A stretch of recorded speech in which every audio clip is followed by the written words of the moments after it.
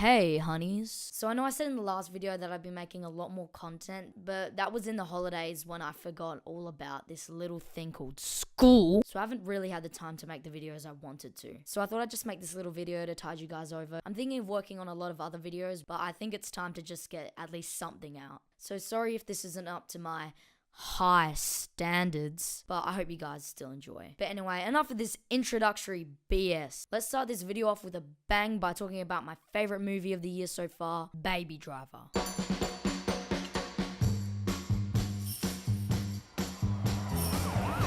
Baby Driver, in my eyes, is probably the most technically sound and just overall functional films of the year so far. But more importantly, I just had a complete blast while watching it. The music matching up with the action, Edgar Wright's signature style, and the performances all work together to put this massive smile on my face. However, a lot of people have actually been disappointed with this movie, saying that the film's too simplistic with its story and characters. I'd say that this film is definitely simplistic, but by no means a bad way. When it comes to the characters, I felt the team dynamic of the film managed to be fun while also maintaining this underlying tension, which basically stems from Baby having a more hopeful outlook on life and the rest of the heist members seeing the world through a lens of violence and money. It's a simple yet effective butting of heads that basically shows who the characters are below the fun dialogue and exaggerated mannerisms, and causes for some pretty tense, fun scenes. Now when it comes to the love interest plot, it was admittedly underdeveloped, and while it may have arguably wasted Lily James's acting abilities, I felt it was a necessity to Baby's character and giving him the drive to try and escape the life he's caught himself up in. And I don't know, I liked Lily James, but that's completely subjective. And we all know that subjective criticism is a sin committed within the film community, and we must be objective to remain pure.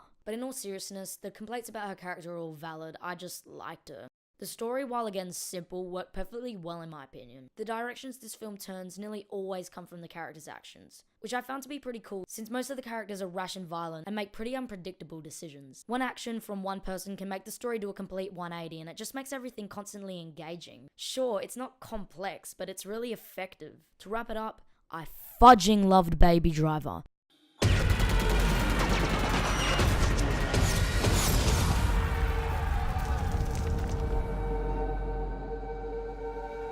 I've seen Dunkirk once, and while I'd like to watch it a second time just to see how I'd feel about it on a second watch, I'm pretty certain that I don't love this movie. When this film's at its best, it's fantastic. It's tense, it's emotional, it's meaningful, but there are a lot of choices that Christopher Nolan made that didn't really mesh with me that well. The actual lack of character development was fine by me because it makes sense for this sort of film, but it made it hard keeping up with certain characters and whether they died or not, which is probably intentional on Nolan's behalf since it makes you confused and disorientated, which is probably how the characters are feeling. But those kind of choices, instead of putting me in the character's shoes, just took me out of the film. Also, the time jump didn't really work for me at all. I guess it sort of integrates into the film's theme of time and the lack thereof in this situation, but for me it just took me out of the intensity of the situation and harmed the pacing, because there were a lot of times where I was trying to keep up with the time difference instead of being invested in the film. Call me a normie, but some of the choices Christopher Nolan made here just didn't work for me at all. It was consistently good and had some pretty amazing moments, but some of the choices Nolan made here just felt completely unnecessary and took me out of the film.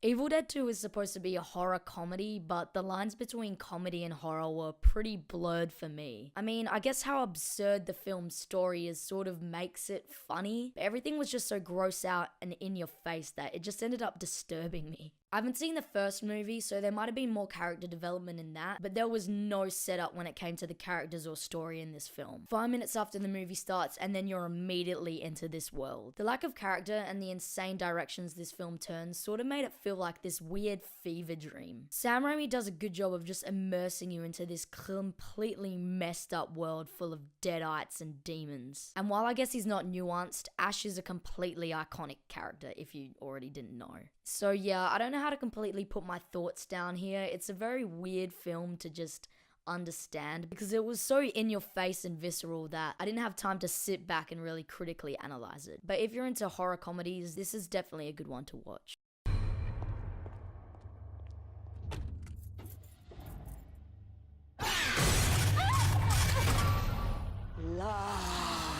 Drag Me to Hell was a little bit more distinct between its horror and comedy. I definitely laughed a lot more in this film than I did Evil Dead 2, and I was also really emotionally involved with the main character. Like Nick Spears said in his video, the film does a really good job of putting you in this character's shoes. After the character's cursed by the gypsy, there's basically no breathing room in the film. It's scary scene after scary scene after scary scene where it got to a point where it was almost tiresome and not even scary anymore. But then I realized that's exactly how the character's feeling. So when her reactions become less scared and more angry, I completely understood where she was coming from. The horror is also disgusting and very shocking, and the integrated comedy made it more of a fun experience in my opinion. I was a bit iffy on the ending, but after thinking about it for a while, I think it worked fairly well. And yeah, that's basically all I have to say about Drag Me to Hell. Hey everyone, thanks for watching this admittedly lackluster video. I definitely want to improve on my videos in the future and incorporate more of my personality in them and delve a little deeper into the films I'm talking about. But for now, thanks for making it to the end of this video and supporting me. I really appreciate it from everybody. And I'll see you guys later with a lot better content. Also, sorry that the editing was inconsistent, but this is my first video on Premiere Pro, so get over it.